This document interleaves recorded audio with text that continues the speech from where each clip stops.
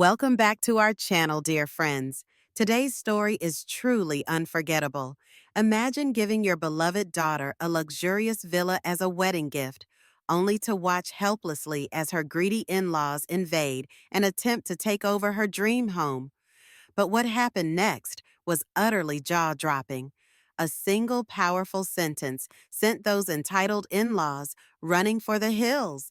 To discover exactly what was said and how dramatically this all unfolded, make sure you stay with me to the very end. And if you haven't already, hit that subscribe button to support our channel and keep up with even more incredible stories like this one. Also, I'd love to hear your thoughts. Leave a comment below letting me know where you're tuning in from and how you'd handle a similar situation. Now, let's dive right in. I never expected I'd see my daughter's father slam a grown man into the wall on the very day we gifted her a magnificent sun-drenched villa. But that's exactly how the storm began. A shocking split-second moment that tore through our once peaceful lives and revealed just how greedy some people can be when they smell money. My name is Sandra Merritt, and my husband Richard and I have always believed in providing for our only child, Nicole. She's our pride, our heartbeat, and the best parts of me and Richard rolled into one remarkable young woman. From her earliest days playing with model houses and plastic teacups, she dreamed big, forging an impressive career, owning her own home, and building a loving family. We did our best to nurture her ambitions.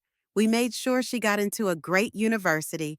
We introduced her to the right circles, and we always let her know we were in her corner, no matter what.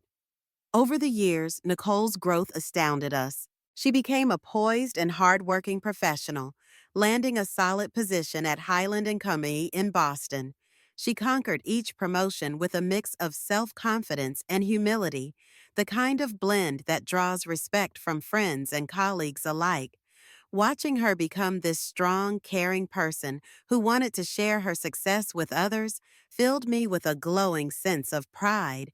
So, when she first introduced us to Zach White, her then boyfriend, Richard and I felt a mixture of caution and hope. Zach showed up with a polite handshake and a mild manner that suggested he might be a respectful partner for Nicole. But it was his quietness that stuck with me. Not the comfortable silence of a thoughtful man, but a sort of uneasy hush, as though he was waiting for an invisible prompt. Still, Nicole seemed happy, so we put our doubts aside and tried to welcome him with open arms. But from the beginning, there were warning signs, especially regarding his family. The Whites, Zach's parents, Mr. and Mrs. White, and his older brother Ryan, with his wife Emily, had little in the way of stability. They owned no real property, had no significant savings, and, from what I could gather, barely scraped by. Ryan worked odd jobs, while Emily hopped between part-time gigs. The parents occasionally labored as farmhands outside the city. I never wanted to judge someone based solely on finances. After all, Richard and I weren't always so fortunate. We understood humble beginnings all too well. But everything about the White family's behavior gave off a strange vibe. They seemed uncomfortably comfortable mooching from anyone who would let them. Nicole, in love and stubborn as she could be, saw only the best in Zach. She'd wave off any negative remarks as misunderstanding. "Mom," she used to say, "Zach's parents might not be well off, but they raised a good man." And I remember thinking, was that truly the case? Or was she falling victim to her own optimism? When the relationship escalated to talk of marriage, Richard and I hesitated, but Nicole insisted they were prepared to build a life together. With a knot in my stomach, I said yes. I wanted to trust her judgment. Parents dream of seeing their child in a healthy marriage, so we did what we could to pave the way for Nicole's happiness. By then, Nicole had endured her fair share of financial burdens on Zach's behalf. She'd quietly helped him pay off small debts, covered their date nights more often than not, and even purchased an engagement ring for herself when he claimed his finances were in crisis. We found out the truth later. She didn't want us to worry, so she'd faked a story about how he saved up to surprise her. That level of self sacrifice made me uneasy. Still, we thought, if it's what Nicole wants, we'll stand behind her. To ensure our daughter's future, we decided to gift her a stunning villa in the suburbs, a gesture to support them as they started married life. It wasn't something to brag about. It was simply our attempt to give Nicole and Zach a solid footing. Richard poured his heart and a great deal of money into customizing the place with top-grade materials, modern architecture, and tasteful furnishings. Once renovations finished, we planned to celebrate together before handing Nicole the keys. That day should have been filled with pride and excitement. Instead, the moment we stepped into the foyer, we heard the echoes of an argument that sounded like nails on a chalkboard. A woman's voice, thick with disdain, barked out complaints about the neighborhood gates, the so-called unfriendly vibe of the suburban community, and the layout of the house itself. Our newly renovated home, mind you. Recognizing the voice as Mrs. White's, I felt my blood pressure spike. Her criticisms continued. Is this entire block a prison? Who puts up such a sturdy front gate, as if we're guarding a bank? She acted like she owned the place. Nicole tried to offer an olive branch. Mrs. White, there's a community center close by where you can meet neighbors, attend social events. But her words were brushed aside with a mocking sniff.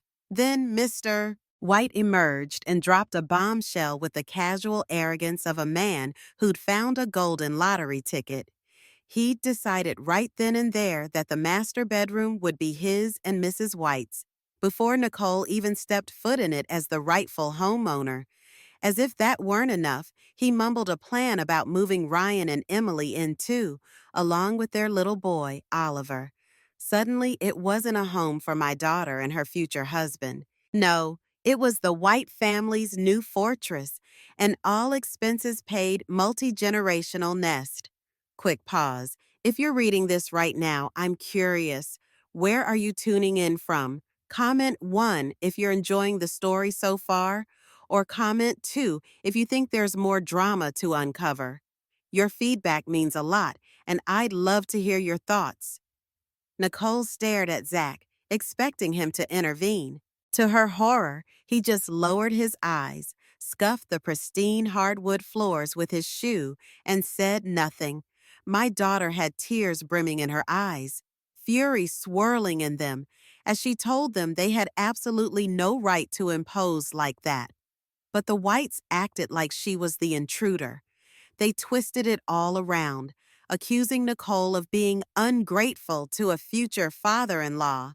Mrs. White even insisted that Nicole take care of the family, cooking and cleaning like a domestic servant. The longer I listened, the clearer it became. In their view, Nicole was a resource, not a partner. Our wedding gift villa was just a windfall they intended to seize without shame. When Nicole turned to Zach for backup, that boy couldn't muster more than a weak murmur about respecting his parents. That was the final straw. Richard, who's typically calm, snapped. He sent a furious glare at Zach and his parents, fists clenched.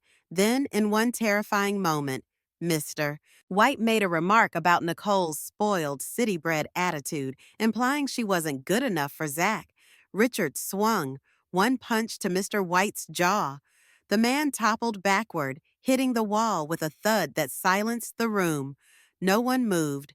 No one breathed. What had started as a day of celebration turned into a near brawl. The Whites, stunned, scrambled for the door, still spewing threats and insults on their way out. Nicole stood there, trembling. I took her hand, my own heart hammering, and realized the illusions she had about Zach and his family had finally shattered. In the aftermath of that fiasco, our home, which was supposed to be a symbol of Nicole's new life, fell silent and cold. You'd think the Whites would stay away after facing Richard's wrath, but no. Within a week, they regrouped and tried subtler tactics. It started with phone calls. Mrs. White's voice, saccharine and insincere, cooed through the speaker. We only want what's best for Zach and for Nicole. she'd say. Can't we patch things up? Family squabbles happen all the time. Nicole made the mistake of meeting Zach for coffee to hear him out. He mumbled apologies on behalf of his parents, but never condemned their behavior. He seemed more worried about making peace than acknowledging the brazen entitlement they'd shown. Nicole came home that night, eyes red from either tears or exhaustion. It was obvious that Zach's inability to stand up to his family was eroding any lingering hope she had for their relationship. Not long after, Zach's father made a surprise appearance at Nicole's workplace, Highland & Co. The receptionist called Nicole in a panic, saying a man was at the front desk, complaining loudly that his future daughter-in-law was refusing him something, money, a conversation, who knew what. Nicole was so mortified she had to slip out the side door to avoid a scene. Mr. White left only after security threatened to escort him out. When she told us about this, Richard's jaw tightened and his fists clenched as though he was ready for round two, but Nicole insisted she'd handle it. I'm not some high schooler who can't deal with conflict, she said. I'm an adult now. I'll straighten this out. Her plan? She decided to end things with Zach for good. No more engagement talk, no more illusions. And we agreed, if the relationship was beyond saving, it was better to cut ties cleanly than to let them fray indefinitely. Nicole called him up that evening and laid it out. Zach, this isn't working. Your parents disrespect me, and you stand by them. I refuse to marry into a family that doesn't even see me as a person. Zach blustered, tried to guilt trip her by saying she was throwing away their love, but Nicole stayed firm. I can't throw away something that was never real, she replied, voice shaking but resolute. She told him to collect his belongings from her apartment and never contact her again unless it was strictly necessary.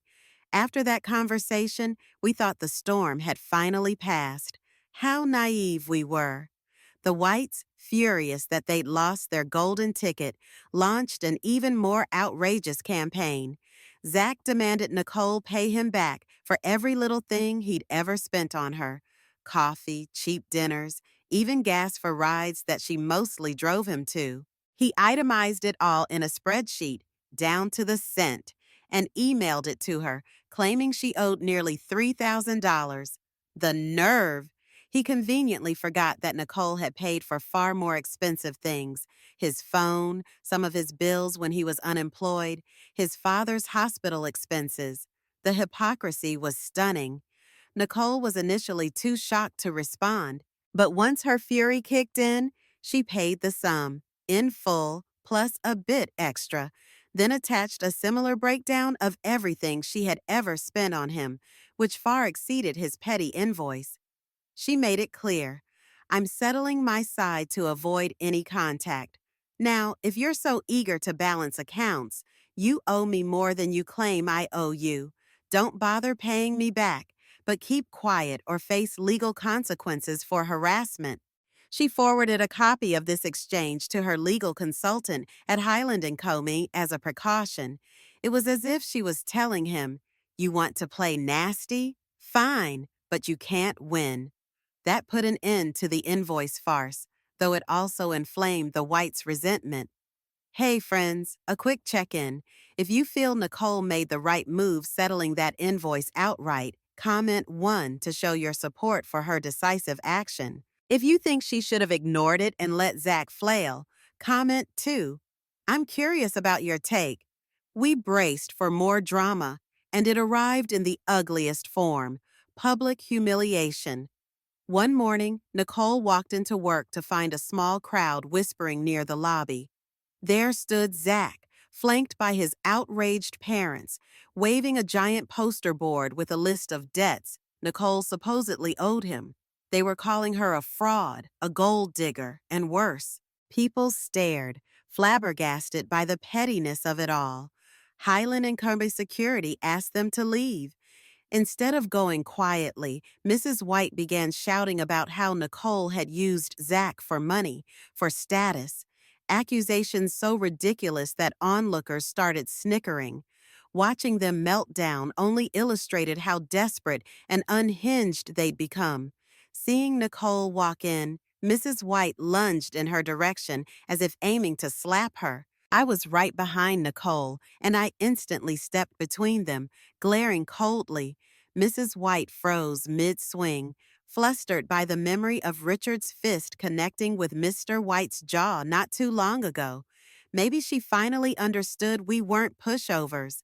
Security then escorted the Whites out before they could cause any more spectacle. Yet, each run-in with them left Nicole emotionally drained. She tried to put up a brave front, diving into work, volunteering for extra projects, anything to keep her mind off the fiasco. Sometimes I'd peek into her room at night and see her sitting in silence, shoulders trembling, tears streaming down her face. As her mother, it cut me deep to see her in pain, but I also recognized she was forging a new kind of strength, the ability to confront cruelty and walk away, head held high. The final blow from the Whites came when they posted slanderous messages online, painting Nicole as a manipulative woman who lured Zach in, only to discard him once she'd gotten what she wanted. They blurred their own faces in pictures, but left Nicole's face clear. The insinuations were vile, yet, ironically, they only succeeded in damaging Zach's own reputation further. People who knew Nicole jumped to defend her, exposing how she'd bankrolled most of their relationship. Highland & Co. even issued a formal warning against defamation on her behalf. That was enough to scare them offline. At that point, the Whites realized they'd lost all leverage. They had no claim to her life, her assets, or her future. Amid the ashes of that toxic chapter, Nicole found an unexpected sense of freedom.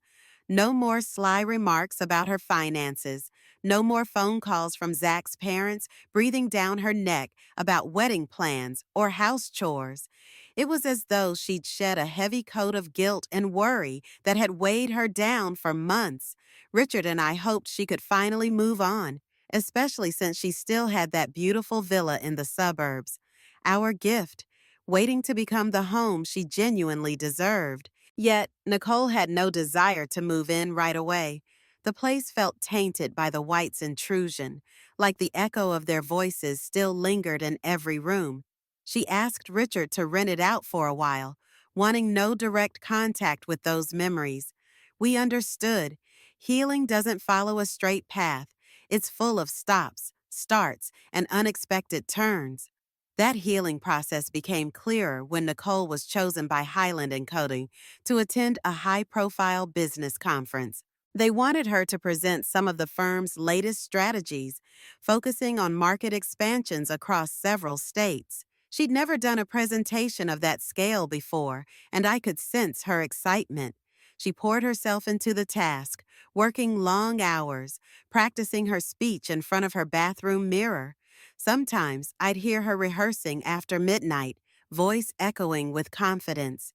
It was a welcome change from the heartbreak that had paralyzed her for so many weeks. Watching her find renewed purpose made me believe better days were indeed on the horizon. When the big day arrived, Nicole took the stage like she was born for it. She wore a crisp, tailored blazer, no excess flair, just an assured professional look that commanded respect. Her voice was steady as she explained complex market data, weaving in anecdotes that even non-specialists could grasp.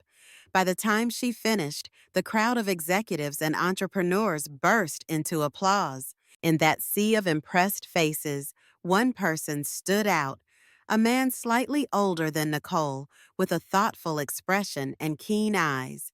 Later, Nicole learned he was Jason Taylor, a co-founder of a prominent venture capital firm based in San Francisco. Approachable yet clearly driven, Jason approached her after the panel to compliment her clarity and confidence.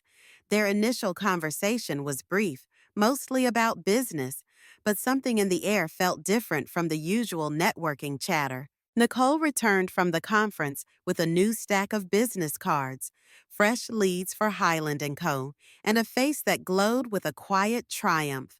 She hardly mentioned Jason, just that he was interested in discussing potential collaborations. I didn't push for details, suspecting I might embarrass her by prying. But a few days later, a hand-delivered package arrived for her. It contained a leadership book, a personalized note from Jason, and an invitation to reach out whenever she had questions about venture capital. Nicole read the note, a small smile forming on her lips. She looked at me, eyebrows raised as though to say, "Is this real?" For a while, their connection stayed on the professional side. Occasional phone calls turned into meeting for coffee. Coffee turned into lunch, and lunch turned into dinner. Each time, Nicole came home wearing a thoughtful grin, as if she'd discovered a fascinating puzzle in Jason's conversation. When I finally met Jason, he proved to be a stark contrast to Zach in every possible way: polite but not subservient, confident without the slightest hint of arrogance. He seemed genuinely curious about Nicole's ideas and ambitions, rather than seeing her as an accessory to his life. He also had his own set of goals, but he respected Nicole's independence. Over time, that mutual respect fanned into something deeper: affection. Story break. Are you still here following Nicole's journey? If you're rooting for her to find genuine love after all this chaos, drop a 1. If you think there's more trouble brewing, drop a 2. I'd love to see where you stand. Their bond solidified one evening when Jason introduced Nicole to his parents, Mr. and Mrs. Taylor, at a casual family dinner in their San Francisco home. The Taylors welcomed her warmly, never once prying into her past relationships or finances. Jason's mother served her homemade dessert, exclaiming how thrilled she was to see Jason bring someone he admired so openly. Contrast this with how the Whites had reacted to Nicole's presence: an immediate, suspicious interrogation. The difference was staggering. Nicole found herself at a table where people genuinely listened and shared. There was no mention of obligation or sacrifice. Instead, they just seemed happy to meet a woman who impressed their son, not because she had something to offer them, but because of who she was. Nicole didn't rush into calling it love. She'd been burned before, and old wounds leave their mark. But she allowed herself a guarded optimism. Step by step, she opened up about her life, her career, even her heartbreak. Jason, for his part, revealed how he'd navigated business challenges, times he'd made mistakes, and how his parents taught him humility despite their own successes. Something in his authenticity resonated with her. It was a slow, deliberate process, a far cry from the whirlwind romance she'd had with Zach. This time, she wasn't patching over red flags. She was building trust on a firm foundation. Seeing Nicole flourish professionally and personally reminded me that sometimes the darkest storms clear the path for a brighter dawn. Had it not been for the heartbreak with Zach, maybe Nicole wouldn't have embraced this new sense of self-worth. She realized that she deserved better, someone who'd walk alongside her rather than drain her. And in forging that realization, she found the courage to stand tall, whether or not someone else was by her side. She was, as Richard often said, becoming the person she was always meant to be. Richard and I never doubted Nicole's resilience, but even we were taken aback by her transformation. She threw herself into philanthropic initiatives at Highland & Co., leading charitable projects in underfunded communities. She spearheaded volunteer groups to teach financial literacy to young adults, something she felt especially passionate about, given how manipulative money dynamics had harmed her own relationship. Her colleagues noticed the change, too. "Nicole, you're glowing," they'd say, or, "It's like you woke up and decided to conquer the world." And in a sense, that was exactly what happened. She wasn't just surviving, she was thriving, taking the heartbreak and turning it into fuel. Meanwhile, I'd catch glimpses of Jason's subtle influence on her life. He'd swing by her office with lunch or whisk her away for a weekend hike up in the Berkshires, encouraging her to unplug from the corporate grind. They both shared a fascination with real estate, though Jason's interest stemmed from an investor's perspective, while Nicole had originally fallen in love with design through her father's projects. They found common ground in imagining how to revitalize rundown properties and overlooked neighborhoods.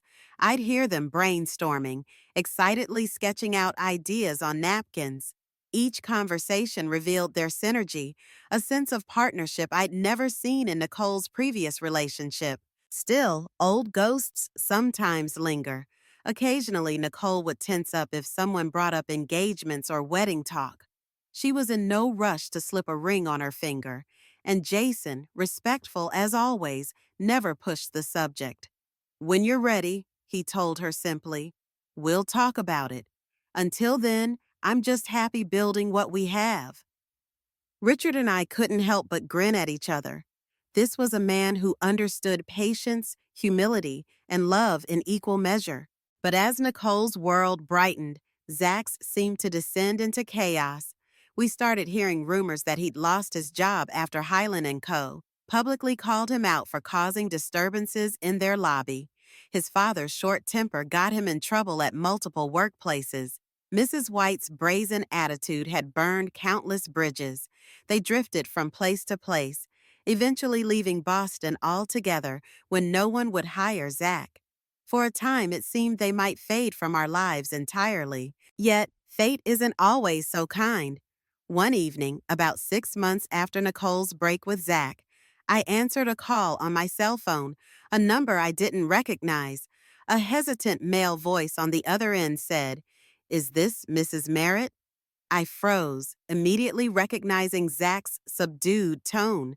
My first instinct was to hang up, but curiosity gripped me. Why was he calling? Did he want money? Did he want to stir up fresh trouble? Clearing my throat, I asked curtly, "What do you want?" Zach's words came in a strained rush. He'd moved somewhere in the Midwest with his parents, but they were in dire financial straits. He sounded desperate, as if the fire in his belly had gone out. The once arrogant man was now reduced to half-broken pleas, weaving stories of family illness, debts, and regrets. I could almost smell the desperation through the phone. I didn't buy a word of it. Part of me thought, how dare he ask for anything after everything he put Nicole through? But he surprised me by not asking for money. Instead, he mumbled, "I wanted to apologize." My heart lurched. An apology from Zach White was about as likely as snowfall in July. But there it was. He mumbled about how he'd listened to his parents, how he was never man enough to stand up for Nicole, how regret consumed him like a fever he couldn't shake. His voice trembled as if he was on the edge of tears. Was it an act? Possibly, but it felt raw. A part of me softened, remembering how Nicole once loved him. Still, I kept my guard up. "Why now?" I asked quietly. Zach let out a shaky sigh. "Because I have nothing left," he said. "Everything's gone. And when I look back, all I can think is how kind Nicole was. I know she'll never forgive me, but I can't live with myself without trying to say I'm sorry." Silence loomed. I didn't offer him comfort or condemnation. Instead, I said, "I'll pass the message along, but don't expect anything from her." And I ended the call. Another pause here. If you believe in second chances for people like Zach, press 1.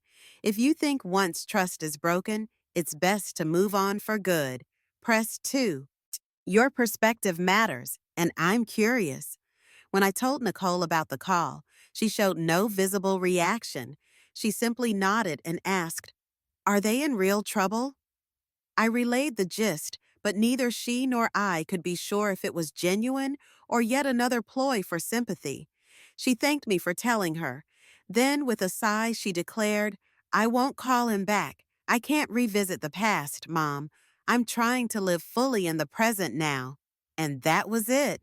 The final page turned on a story that had once threatened to derail her entire life. Around that time, Highland and Coney invited Nicole to help establish a new branch in another city, which meant she would gain more executive responsibilities and a significant pay bump. She accepted with enthusiasm. The move promised a fresh environment, away from any lingering shadow of the whites. It also meant she'd be traveling more, a new pace of life that both excited and daunted her. But every time she felt overwhelmed, I reminded her she'd already survived a far heavier storm. Jason, meanwhile, was in a season of his own expansion. His venture capital firm had secured a deal that could catapult them to another level. When Nicole told him about her transfer, he didn't guilt her or ask her to stay. Instead, he said, "Your success is yours alone. I'd never stand in its way. We can make distance work if we both commit." That single line revealed everything we needed to know about him: supportive, secure, and unafraid of shared challenges. Nicole's eyes misted with gratitude at his reaction, a stark contrast to Zach's old pattern of manipulation. And so it went. Nicole relocated temporarily. She settled into a sleek apartment near the new Highland and Kodlu office, focusing on the branch's grand opening. In her rare free weekends, she either flew back to see us or made time to meet Jason halfway, sometimes in quaint small towns with cozy bed and breakfasts where they could steal a few days of peace. Their relationship matured quietly, with no forced leaps. They each had demanding careers, yes, but they also had mutual respect and trust. It was adult love at its finest. Watching Nicole's blossoming career and healthy, uplifting romance warmed my heart. Though that old villa in Boston sat largely unoccupied during this transitional period, Richard was in no hurry to rent it out again. "I'll hold it for Nicole," he said. "When she's ready to plant roots, I want her to have that space." His devotion to our daughter's comfort was unwavering, even after all the drama that had taken place. The property itself felt purified, as though the negativity left with the whites. We occasionally visited to check on maintenance. Each time we stepped inside, I imagined a future where Nicole might decide to redecorate it from scratch, maybe start a family of her own. The place still had that fresh paint smell, a promise of new beginnings. Meanwhile, we heard next to nothing from Zach's circle. Rumor had it they'd run out of people to exploit in Boston, so they drifted from job to job out in the Midwest. One distant relative of the Whites wrote me on Facebook, apologizing for her family's intrusion and explaining that the Whites had tried a similar tactic with some cousins, trying to move in, dictating how the house should be used. It backfired, leading to more estrangements. Frankly, it amazed me how persistent greed can be, even when it repeatedly leads to ruin.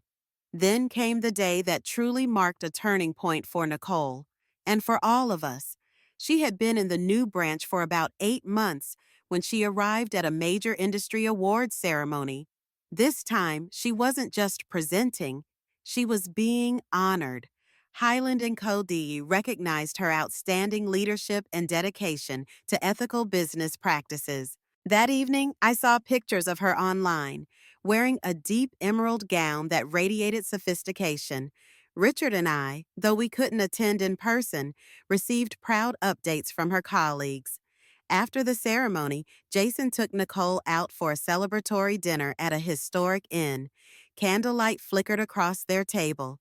They reminisced about her humble beginning at the old office in Boston, the challenges she faced, and how she overcame them. That's when Jason pulled out a small box and placed it gently in front of her. Inside was a ring, not flashy or enormous, but elegantly crafted. He admitted he'd been carrying it for a month, waiting for the perfect moment, one that belonged entirely to Nicole's achievements, not overshadowed by anyone else's expectations. She said yes, a quiet, confident yes. No tears of shock, no dramatic outbursts, just a calm acceptance that this was right. This was love built on respect. She told us the news the next day, sounding more composed than I'd ever heard her. "Mom," she said, "Dad, I'm engaged to a man who cherishes me. For the first time, I don't feel like I'm losing myself. I feel whole. Brief moment. If you're celebrating with Nicole, comment 1 for a heartfelt congratulations. If you're still cautious and want to see how everything unfolds, press 2. I'd love to sense your reaction. Eat. When Nicole came home the following weekend, we all had dinner together, just the 4 of us. Me, Richard, her, and Jason. Over grilled salmon and fresh salad, laughter came easily. Jason talked about his firm's projects. Nicole shared stories from her new branch, and Richard chimed in with updates on our family business. At one point, the conversation turned to wedding details. We don't want anything huge, Nicole said, just a close gathering of friends and family, a place where we can look everyone in the eye and genuinely share our joy. No one brought up the fiasco with the Whites. We didn't need to. It felt like that entire saga belonged to a different lifetime. Despite Nicole's newfound happiness, some memories still lurked like shadowy corners in a bright room. She confessed to me one evening that she sometimes dreamed of Zach's family barging into her life, demanding the wedding or the house or something else. In these nightmares, they'd break down the front door and try to reclaim her future. Each time, she'd wake up heart pounding. It's silly, she said, forcing a laugh. They're gone. They can't possibly come back. But trauma isn't always logical. It leaves a mark that flares up under stress. I reassured her, those dreams might be your mind's way of reminding you how far you've come. Soon after her engagement, Nicole decided to revisit the Boston villa she'd once dreaded stepping into. She wanted to see if it could become a real home for her and Jason after the wedding. On a crisp Saturday morning, Jason, Nicole, and I drove out to the suburban neighborhood, taking in the neat gardens and quiet streets. The last time I'd been there, my heart was pounding with anger at the Whites. Now I approached it with hopeful anticipation. The door opened to a wash of morning light revealing immaculate floors, spacious rooms, and tasteful furniture. Exactly as Richard had left it, the echoes of hateful words and frantic scuffling felt a world away. Nicole walked from room to room, remembering the day we first showed it to her. Her eyes glistened with something I can only describe as relief, as though she was exorcising the ghosts. Jason studied the layout, noting potential spots for an at-home office and a cozy reading nook. He even joked about turning one of the spare rooms into a mini gym so they could work out without leaving home. Nicole shot him a playful grin. I thought you'd want a gaming room. He laughed. I can do both, can I? It was beautiful to see them stand on that same balcony where Zach's mother once complained about the view. This time, no one was moaning about gates or privacy fences. Instead, they marveled at the well-kept lawns and the gentle curve of the nearby lake, how the morning sun reflected off the water in a kaleidoscope of colors. That's when Nicole breathed in deeply and said, I can see our future here. I can see us. Richard joined us soon after, and we spent the afternoon discussing home improvements.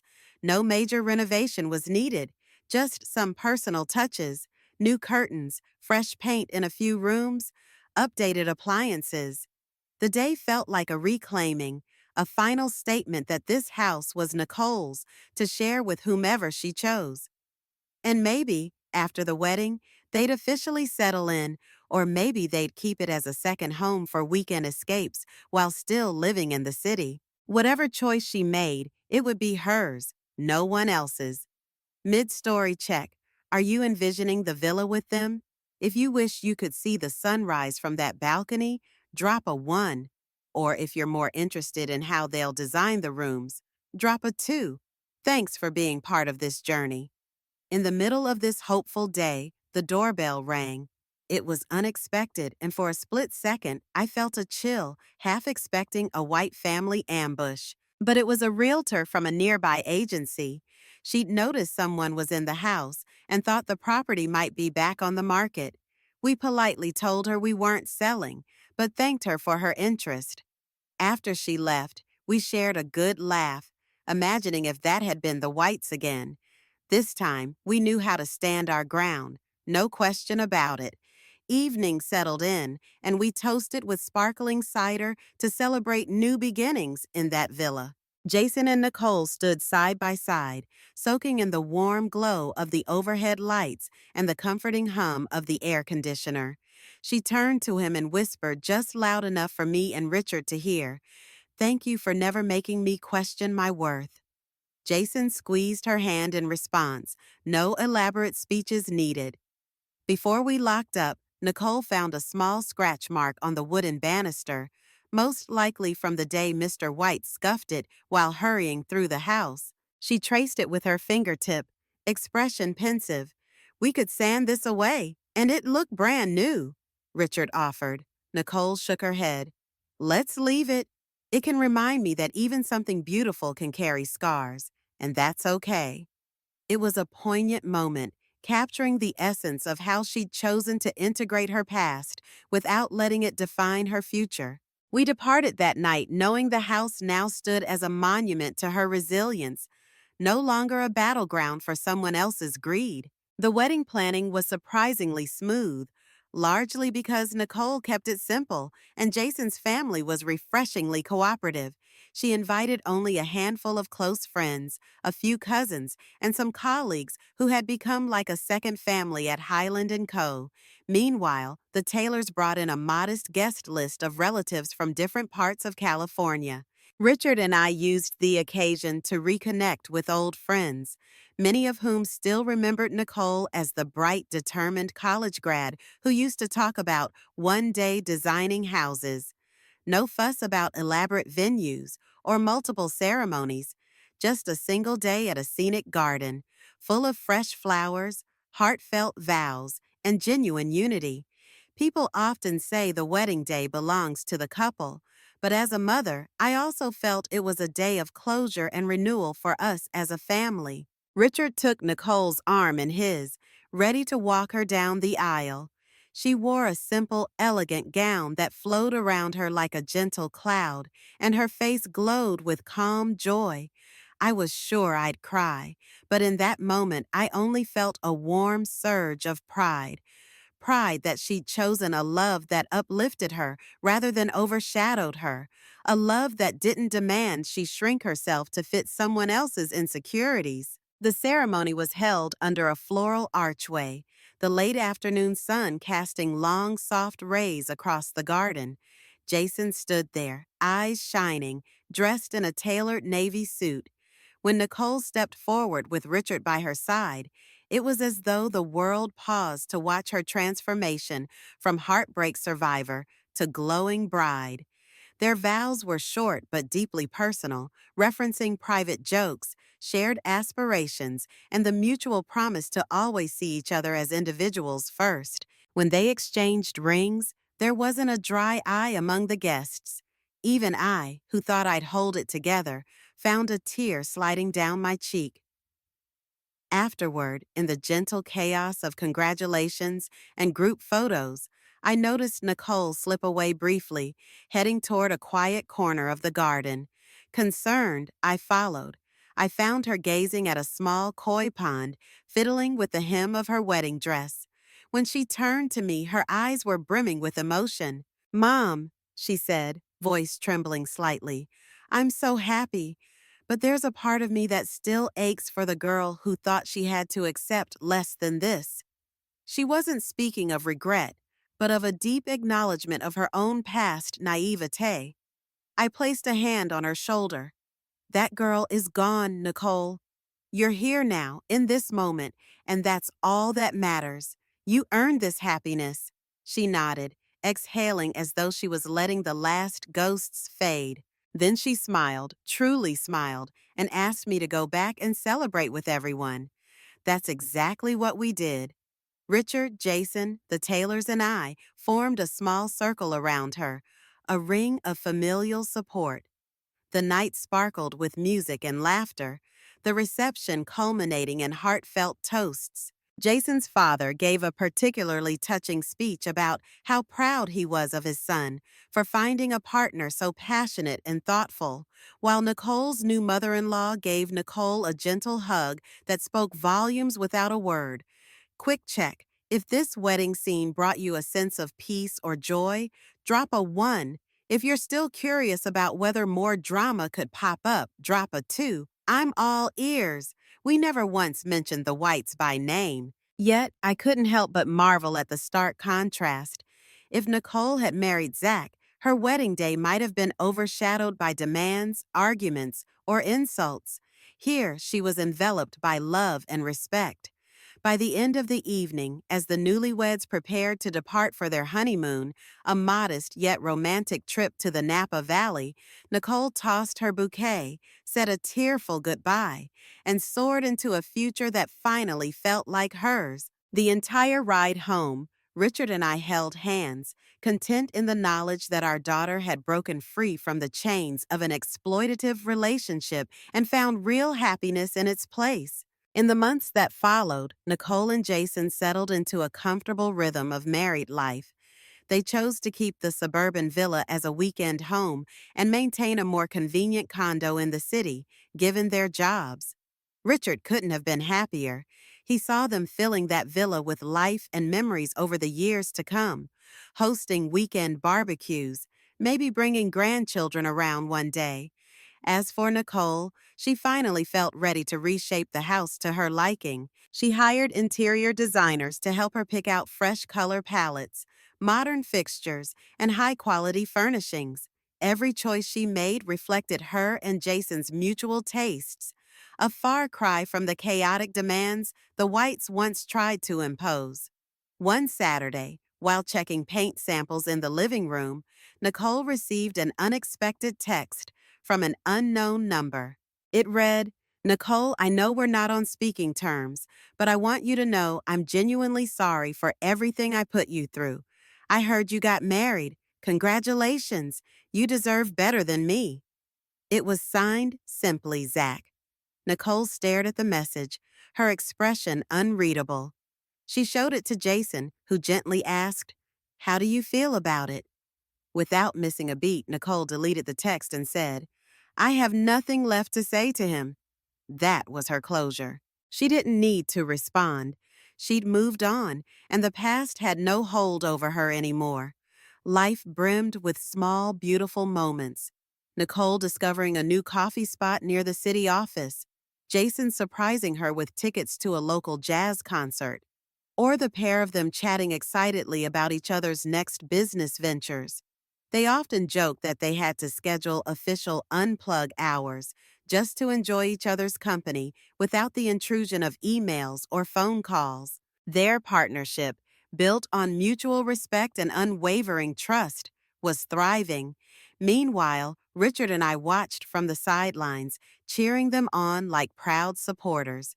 We'd gather for Sunday lunches or holiday get-togethers, each occasion reinforcing how well-suited they were.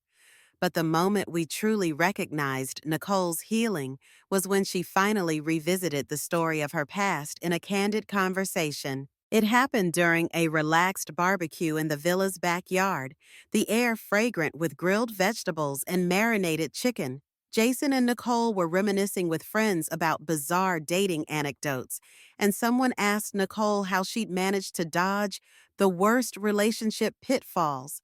She took a breath, glanced at Jason, and then, without bitterness, shared a condensed version of her history with Zach. She explained how she once believed that love meant sacrificing her own needs and opinions, how she let a man's family walk all over her, and how it took a dramatic showdown to finally break free. Her tone was factual, not resentful. As she spoke, Jason placed a comforting hand on her shoulder. Their friends listened intently, some wide-eyed with disbelief that anyone could treat her so poorly. After she finished, one friend asked, "Looking back, what was the turning point?" Nicole replied, "Realizing I was allowed to say no, and that if someone truly loved me, they wouldn't make me feel guilty or lesser for drawing boundaries." To see her articulate that so clearly, with such emotional maturity, made me feel like the last splinter from that old wound had been removed. No more lingering shame or anger, just lessons learned. Interlude. If you admire Nicole's strength and growth, comment 1. If you feel there's another layer to this story that we haven't seen yet, comment 2. Let me know what you think. The barbecue continued well into the evening, the sky streaked with pink and orange hues. Laughter mingled with the sizzle of the grill, and conversation flowed freely. I found myself seated next to Nicole on a cozy outdoor sofa, and for a moment, we watched Jason demonstrate a comedic dance move for everyone's amusement. She leaned in, her voice quiet, and said, "Thank you, Mom, for everything, for pushing me to stand up for myself, for letting me find my own way, and for never saying I told you so." I smiled and brushed back a stray hair from her forehead. "All we want is for you to be happy." It occurred to me how drastically our lives had changed in such a short span of time. We went from fending off opportunists at our doorstep to celebrating love in a garden brimming with friends. Sometimes the storms we weather help us discern true blessings when the sun shines again. I believe that wholeheartedly now. The old heartbreak no longer cast a long shadow. Instead, it was a distant cautionary tale reminding us how easily people can twist love into leverage and how vital it is to demand respect in every relationship. I'm Nicole, and once I truly believed that love could overcome everything. When I first met Zach, he seemed quiet, reserved, a contrast to the flashy types I'd dated before. I mistook his hush for depth and his stinginess for simple frugality. Friends warned me that he was a taker, not a giver, but I dismissed their concerns as unfair judgments. Over time, I realized his so-called practicality was just selfishness dressed in more respectable clothes. Every holiday, he'd conveniently forget my gifts or insist the simplest gesture was too expensive. Yet, I showered him with generosity, telling myself it was noble to expect nothing in return. The first time I met his mother, she barely greeted me before demanding to know if I could cook. When I replied that I was learning, she sneered that city girls never belonged in a real kitchen. I should have seen it as a red flag, but I told myself to endure. If only I tried harder, surely I could earn her acceptance, right? What a naive fantasy. As the weeks rolled on, I watched them treat me like a meal ticket, someone whose affection could be measured in dollars and cents. When my parents offered us a villa, I assumed the Whites would be grateful or at least polite. Instead, they barged in claiming the master bedroom and assigning my wifely duties. They saw me not as a partner for Zach, but as an accessory, an ATM, and a maid all rolled into one. Zach stood aside, mumbling that I should appease his parents. Just this once. But once became every time. My boundaries kept shrinking until there was nowhere left for me. I finally snapped when his father casually decided to move his brother's entire family into my villa. I glimpsed a future of endless servitude and realized I deserved better. Breaking the engagement felt like pulling my heart out, but the heartbreak I feared was nothing compared to the agony I would have faced marrying into that greed. I learned that real love doesn't require self-erasure. Real love stands beside you rather than overshadowing you. Walking away from Zach was the bravest thing I'd ever done, and it set me on a path to discover who I really was, a woman who refused to be trampled. That reflection of Nicole's past, raw, honest, and direct, became a personal manifesto for everyone who heard it. It reminded me that trauma isn't always about the magnitude of a single event, but the countless small instances that whittle down our self-esteem. In Nicole's case, it took a dramatic collision between two families to finally awaken her to the reality of what she'd been tolerating for far too long. But she rose from the rubble stronger, more self-aware, and eventually open to genuine love when it found her. In the peaceful months that followed, everything fell into a tranquil rhythm. Nicole and Jason hosted dinners at the villa, forging new memories that replaced every sour moment left behind by the Whites. Her work at Highland and Company soared, culminating in a partnership opportunity she accepted wholeheartedly. Jason's venture capital projects thrived, and they embarked on philanthropic collaborations together, eager to leave a positive mark on underserved communities. Even Richard and I found ourselves with more free time to travel now that we no longer worried about Nicole's well-being. We took short trips to the coast, explored quiet fishing villages, and returned with pictures to show Nicole. She'd tease us, saying we were finally living like retirees, to which Richard proudly declared, "We've earned it." Occasionally, Nicole would mention the possibility of starting a family. "We're not in a hurry," she'd say, "but it's on our minds."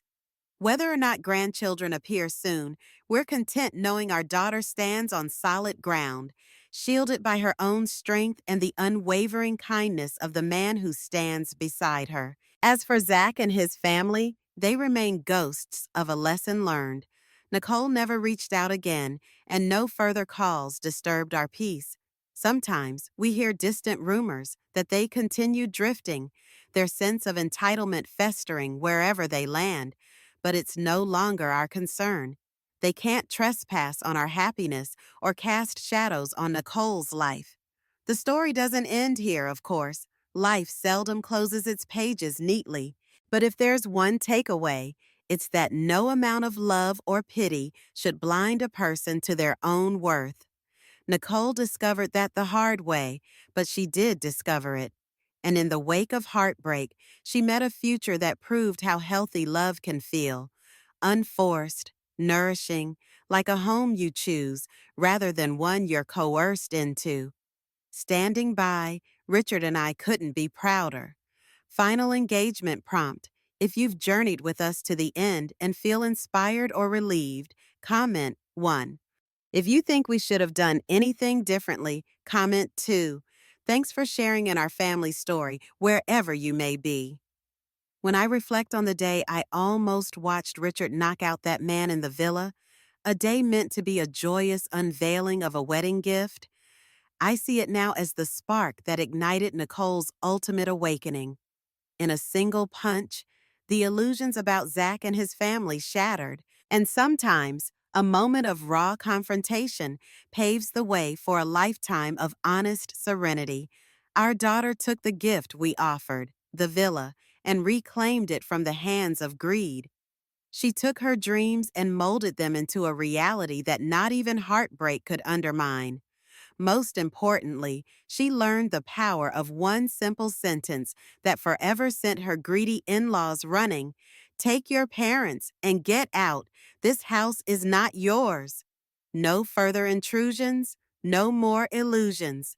Just a new era defined by Nicole's resilience, her ability to love fully without sacrificing her self-respect. And that, as a mother, is all I ever wanted. To see my daughter standing in her own light, unafraid of the shadows left behind. Quick pause here, everyone. This story is heating up faster than ever. Nicole's nightmare with her greedy in-laws seems endless, but she hasn't even delivered the knockout blow yet.